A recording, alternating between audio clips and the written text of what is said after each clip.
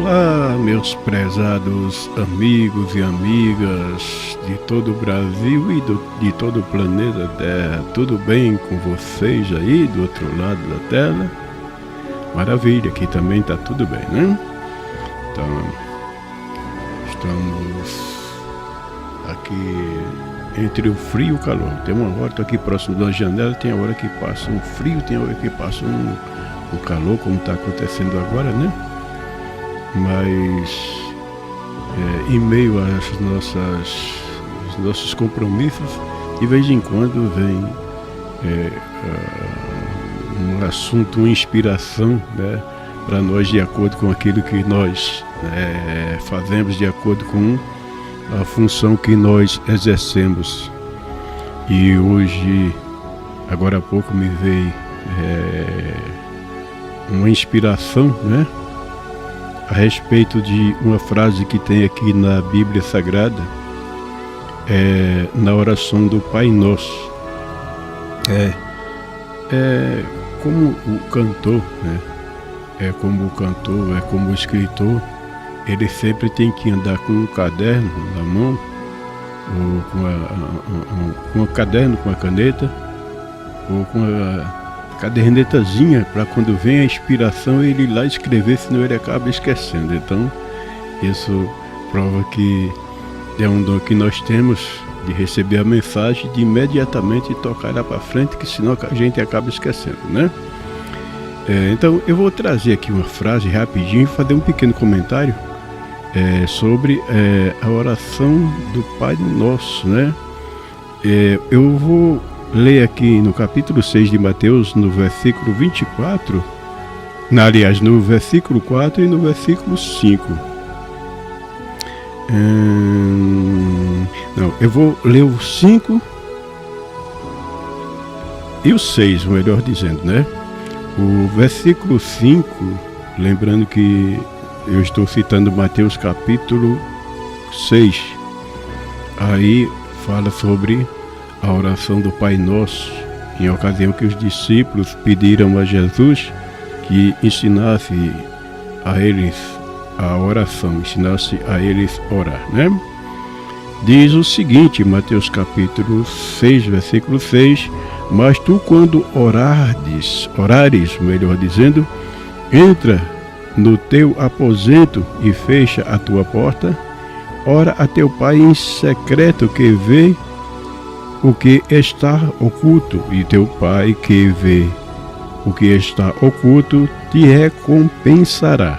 Então, eu acabei de citar o versículo 5. Agora eu queria passar, né?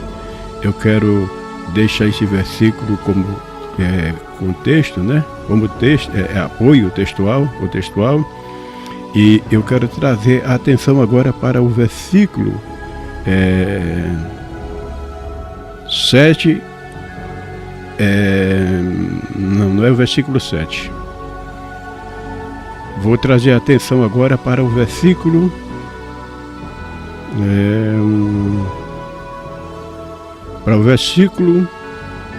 9 e 10. O versículo 9 diz o seguinte: portanto, vos oreis assim: Pai nosso que estás nos céus, santificado seja o teu nome, venha a nós o teu reino, seja feita a tua vontade, tanto na terra como nos céus. Então, o versículo central aqui está exatamente no 10. O centro da mensagem aqui, ou melhor dizendo, está aqui no versículo 10, para o que eu quero citar nesse dia de hoje. Quando ele diz assim: venha o teu reino e seja feita a tua vontade, assim na terra como no céu. Então, quando a gente vai para o Evangelho de Mateus, aqui nesse capítulo 6, quando Jesus está ensinando os seus discípulos a orar, nós chegamos nessa parte muito importante para nós nos dias de hoje, nessa oração que é uma oração modelo, a oração do Pai Nosso, quando ele diz o seguinte: venha a nós o teu reino e seja feita a tua vontade, tanto na terra como nos céus. Então eu quero chamar a atenção para esta frase que diz: seja feita a tua vontade, assim na terra como nos céus, para que a gente possa compreender claramente que muitas vezes nós temos as nossas próprias vontades, seja ela qualquer que seja, mas nem sempre as nossas vontades elas estão aliadas com a vontade de Deus. Portanto, Jesus nos deixa claro que nós devemos pedir a Deus, né? Se nós queremos aprender de Deus como os discípulos pediram para orar, que seja feita a vontade dele, tanto na terra como nos céus. Então, ninguém pode fazer absolutamente alguma coisa que seja para saciar os seus desejos, para usufruir pela sua própria vontade, pelo seu egoísmo, né? Para se livrar de alguma coisa ou para que alguma coisa o beneficie de uma forma qualquer que seja. Pedimos então que Deus ele efetue a vontade dele na nossa vida. Então, qual é a vontade de Deus para a minha vida? Qual é a vontade de Deus, né, para o que é melhor, ou melhor dizendo, para nós, independente de qual seja a nossa vontade. Talvez a minha vontade seja que as coisas sejam de uma forma, aconteça da maneira que eu estou supondo que seria melhor, mas Deus sabe o que é melhor para nós. Vamos continuar aqui, porque ainda tem um ponto a considerar quando ele diz assim. Eu estava no versículo quanto? Eu voltei para 5, né? O vento levou a página.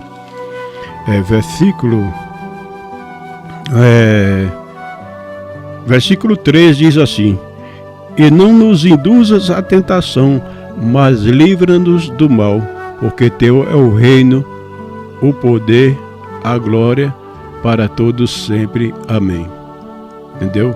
Então Jesus, ele aqui, além de nos deixar claro que nós devemos estar alinhados com a vontade dele, pedindo na oração que prevaleça a vontade do nosso Pai que está nos céus, ainda temos que fazer o seguinte: pedir a ele que nos livre do mal, porque se às vezes o mal é os nossos desejos, Deus indicar um caminho, uma direção para a gente, e muitas vezes a gente querer ir por outro caminho e acabamos fazendo como Jonas, que Deus mandou ele trilhar um caminho e ele foi por outro caminho, e isso causou mal não só a ele, mas como aquelas pessoas que estavam no barco conduzindo Jonas para a cidade de Tarsis, quando era para ele ir para Nínive.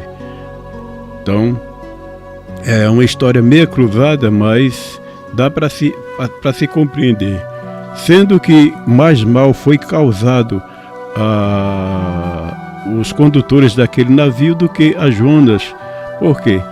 Jonas tentou fugir de um propósito de Deus. Então, quando nós estamos no propósito de Deus, tem que acontecer algumas coisas no nosso meio para nos tirar do propósito de Deus. E aí é onde eu digo que nós devemos buscar a direção de Deus e pedir a Deus que prevaleça a vontade dele e que ele venha nos livrar do mal, né? Porque quando se trata de fazer a vontade de Deus, acontece males à direita, à esquerda, na frente e atrás, são ciladas do inimigo que muitas vezes quer nos impedir de concluir o objetivo de Deus. Então, não é para ser feito a minha ou a sua vontade, mas é para ser feito a vontade de Deus, e pedir a Deus, como diz aqui na oração do Pai Nosso, que é uma oração modelo, que Ele nos livre de todo mal. E ainda para terminar, versículo 14 diz assim, versículo 13, né? Não induzidos à tentação, mas livra-nos do mal, pois teu é o reino, o poder, a glória para todos sempre. Amém. Aí ele diz aqui: porque se perdoares aos homens as suas ofensas, também o vosso Pai Celeste vos perdoará a vós. Se, porém, não perdoares aos homens as suas ofensas, também o vosso Pai do céu não vos perdoará. Então, ficou subentendido, quem sabe, ou vai ficar subentendido para você que acessar esse documentário, mas leia o modelo da oração do Pai Nosso, ou então espere que, na forma de como as coisas foram acontecendo, cada frase dessa que foi permitido que ela fosse desconexa, aparentemente, ela vai lhe trazer uma mensagem que você vai compreender e vai discernir quando for o tempo necessário. Mas a mensagem central é: seja feita a vontade de Deus e não a nossa vontade. Que Deus nos guie segundo a vontade dele, em direção à vontade dele, ao objetivo dele, e que se houver qualquer coisa que queira nos atrapalhar, que Deus nos livre do mal, nos livre da tentação, mas que tudo seja do jeito de Deus. É essa mensagem que eu deixo para todos que puderem assistir, né, este vídeo, assistir esse que eu chamo de um documentário, né? Então, tá esclarecido. Que seja feita a vontade de Deus, e que, se nós mesmo formos tentados a atrapalhar os planos e os projetos de Deus, que Deus nos livre de qualquer que seja a tentação. Não é a minha, não é a sua, não é a nossa vontade que deve prevalecer. Se nós servimos a Deus, pedimos a Deus para nos livrar da tentação, e também nós vamos exatamente pedir a Ele que seja feita a vontade dEle, porque entregando tudo nas mãos dEle, Ele fará o melhor para cada um de nós. Tá certo assim? Tá combinado? Então, maravilha para todos nós.